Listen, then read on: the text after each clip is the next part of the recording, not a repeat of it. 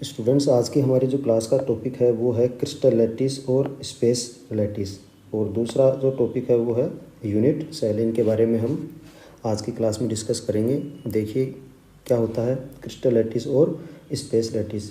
इसकी डेफिनेशन बता देता हूँ पहले आपको। May be defined as a regular 3D arrangement of identical points in space. अब यहाँ पर रेगुलर का मतलब है सिमेट्रिकल, और जो पॉइंट्स हैं, पॉइंट्स में क्या क्या चीज़ें आ सकती हैं, एटम्स आ सकते हैं, आयन्स आ सकते हैं, या फिर कोई मॉलिक्यूल्स आ सकते हैं। इन एटम्स, आयन और मॉलिक्यूल्स का किसी भी क्रिस्टल में एक सिस्टमेटिक या सिमेट्रिकल अरेंजमेंट होता है, जिसे हम बोलते हैं क्रिस्टल लैटिस और स्पेस लैटिस। इसके करेक्टरिस्टिक्स क्या होते हैं वो हम पहले एक बार देख लेते हैं, और साथ में जो ये डायग्राम बना रखा है मैंने यहाँ पे, इसको भी समझने का प्रयास करते हैं। देखिए, इन एक crystal lattice each atom, molecules और आयंस, या जिसको हम बोल सकते हैं constituent particles, is represented by a single point. देखिए यहाँ पे हमने एक सिंगल पॉइंट के द्वारा पार्टिकल्स को दिखा रखा है। ये सब क्या है, एटम्स, मॉलिक्यूल्स, आयंस या कंस्टिट्यूएंट पार्टिकल, जिनको हमने एक पॉइंट के रूप में रिप्रेजेंट कर रखा है। These points are called lattice site और लैटिस पॉइंट। इन्हें हम बोलते हैं लैटिस पॉइंट या लैटिस साइट। ठीक है, नेक्स्ट देखिए, lattice point are together joined by a straight line in a crystal lattice. Crystal lattice में एक स्ट्रेट लाइन के द्वारा आपस में जुड़े हुए होते हैं। जैसे ये वाला लैटिस पॉइंट, ये वाला लैटिस पॉइंट आपस में एक स्ट्रेट लाइन के द्वारा जुड़े हुए हैं। ये वाला लैटिस पॉइंट, ये वाला लैटिस पॉइंट इस स्ट्रेट लाइन द्वारा जुड़ा हुआ है, ये इस स्ट्रेट लाइन द्वारा। इस तरीके से ये सारे के सारे लैटिस पॉइंट एक स्ट्रेट लाइन के द्वारा जुड़े हुए होते हैं। और ये जो स्ट्रेट लाइन होती है ये इमेजिनरी होती है, ताकि लाइन खींचने से हमें ये पता लग सके कि एक्चुअल में क्रिस्टल की जो शेप है वो किस टाइप की है। ये सारे के सारे आपस में एक स्ट्रेट लाइन के द्वारा जुड़े हुए होते हैं। देखिए अब आपको शेप नज़र आएगी किस तरीके की यहाँ पे शेप बन रही है। ये इस तरीके से, ये देखिए, तो ये सब हैं लैटिस पॉइंट।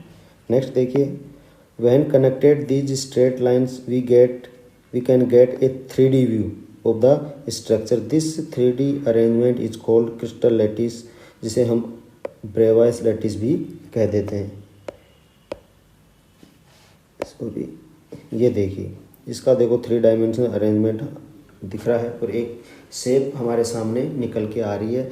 जब भी हम किन्हीं लैटिस पॉइंट को आपस में एक स्ट्रेट लाइन के द्वारा जोड़ते हैं तो हमारे सामने एक व्यू नज़र आता है 3 डायमेंशन के अंदर। ये मैंने लैटिस पॉइंट बना रखे हैं, इनको अगर मैं कनेक्ट कर दूंगा तो एक देखो शेप सी आपके सामने बन के आ जाएगी।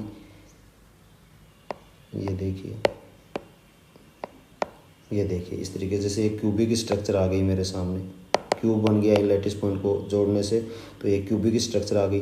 तो ये वाली जो चीज़ें होती हैं वो कहलाती हैं क्रिस्टल लैटिस और स्पेस लैटिस। ये आपको थोड़ा ध्यान में रखना है। आगे हम देखेंगे यूनिट सेल। तो देखिए यूनिट सेल क्या होती है। A unit cell may be defined as a 3D group of lattice point that generate the whole lattice by translation और stacking। ठीक है, तो इसका मतलब क्या होता है, एक बार एक मैं सिंपल डायग्राम सा बना के आपको ये समझा देता हूँ। देखिए ट्रांसलेशन का मतलब क्या होता है, इस तरीके से आपस में जुड़ते जाएं। स्टैकिंग का मतलब होता है इस तरीके से आपस में जुड़ते जाएं।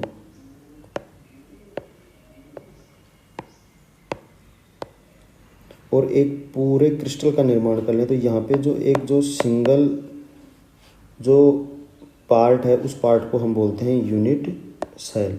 जैसे खाली ये वाला जो पार्ट है ये कहलाएगा मेरे पास में यूनिट सेल। ये भी मैंने 2D के अंदर ही बना रखा है। ये एक्स एक्सिस हो गई हमारी, और ये हो गई हमारी वाई एक्सिस। हम इसको इस तरीके से जेड एक्सिस में भी अगर बनाएंगे तो उधर भी बन जाएगा। जैसे मैं इस तरीके से अगर स्टैकिंग करता जाऊं तो ये मेरे पास में फिर 3 डायमेंशन अरेंजमेंट आ जाएगा। ये मेरे पास आ गया मान लो जेड एक्सिस। तो इस तरीके से ये आपस में रिपीट होती रहती हैं और एक पूरे के पूरे क्रिस्टल का निर्माण कर लेते हैं। जो सिंगल जो पार्ट होता है क्रिस्टल का वो कहलाता है यूनिट सेल, जिसके बार बार रिपीटेशन से, ट्रांसलेशन और स्टैकिंग से एक संपूर्ण क्रिस्टल का निर्माण हो जाता है। ये देखिए मैंने यहाँ पे एक क्रिस्टल का एक डायग्राम बनाया है। इस डायग्राम को आप थोड़ा समझना। देखिए मैं अलग इंक से बता देता हूँ इसको। देखिए इसमें क्या हो रहा है। यहाँ पे मैंने देखो कितने बॉक्स बना रखे हैं, 1, ये 2, ये तीसरा, चौथा, ये 5 और ये 6।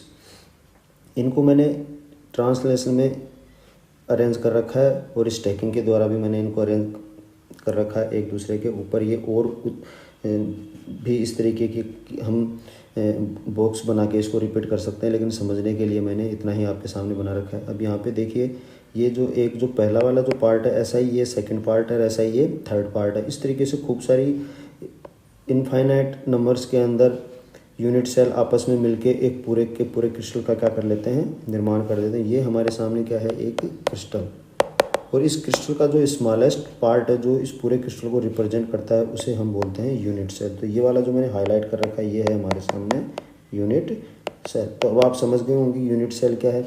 ये एक बेसिक यूनिट होती है किसी भी क्रिस्टल की, जिसको बार बार रिपीटेशन अगर हम करते जाएंगे तो हमारे सामने एक संपूर्ण क्रिस्टल का निर्माण हो जाता है। तो हम कह सकते हैं यूनिट सेल में be defined as a 3D group of lattice point that generate the whole lattice by translation और स्टैकिंग। या फिर मैं यूँ बोल सकता हूँ, if we deals with a crystal lattice और space lattice then it is possible to select a group of lattice point which is repeated again and again. This part of crystal lattice is called unit cell. बार बार इसका आप repetition करते जाओगे तो एक क्या होगा, आपके पास में एक क्रिस्टल लैटिस सामने आ जाएगा। तो ये होती है यूनिट सेल। अब हम आगे इसकी जो यूनिट सेल की जो कुछ प्रॉपर्टी होती हैं उनको हम देख लेते हैं। देखिए ये है यूनिट सेल की प्रॉपर्टी। ये जो प्रॉपर्टी है मैंने डेफिनेशन से ही लिखी है, आप इसको डेफिनेशन में भी कन्वर्ट करके लिख सकते हैं। Unit cell is the smallest part या portion of a crystal lattice. किसी भी क्रिस्टल लैटिस के सबसे छोटा हिस्सा होता है ये unit cell. It is simplest repeating unit in a crystal structure. किसी भी क्रिस्टल स्ट्रक्चर में एक सिंपलेस्ट रिपीटिंग यूनिट होती है। तीसरा जो है वो है the entire lattice is generated by the repetition of the unit cell in different direction.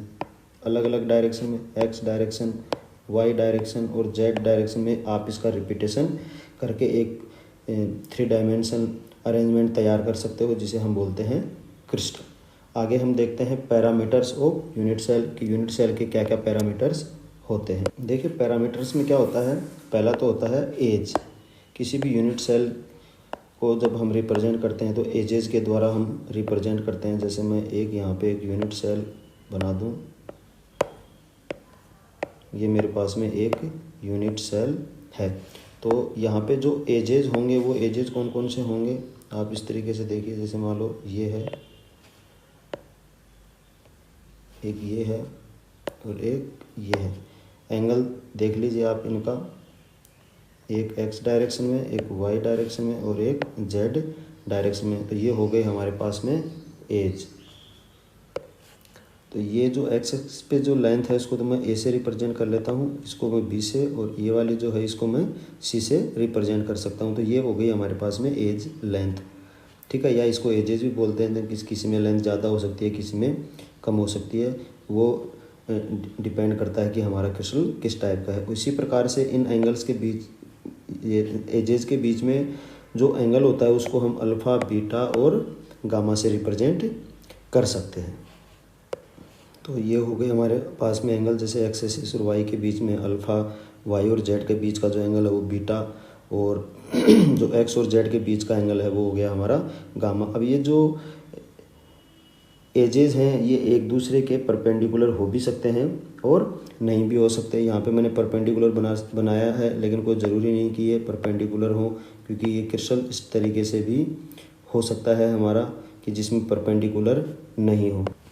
जैसे इस तरीके का क्रिस्टल हो, यहाँ पे एज लेंथ एक दूसरे के परपेंडिकुलर नहीं है, तो कोई ज़रूरी नहीं कि एक दूसरे के परपेंडिकुलर ही हो, एंगल कुछ भी हो सकता है, 90 डिग्री हो सकता है, 120 डिग्री हो सकता है। तो ये डिपेंड करता है हमारे क्रिस्टल के ऊपर। तो हमारी जो अगली क्लास होगी, उस अगली क्लास में हम देखेंगे types of unit cell. Types of unit cell. Thank you.